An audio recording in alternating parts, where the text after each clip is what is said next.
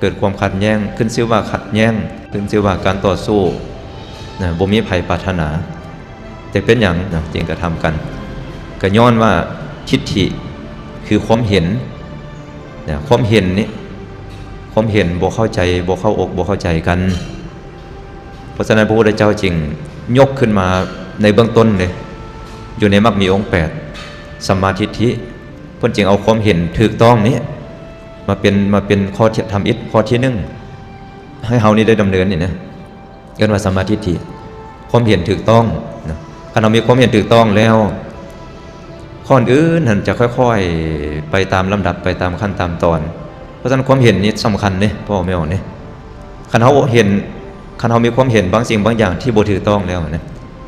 จะเฮ็ดให้เรื่องนั้นเนี่ยเป็นเรื่องที่มีปัญหาแน่นอนเลยนะแต่คันเรื่องใดก็ตามคันความเห็นที่ถูกต้องแล้วนะ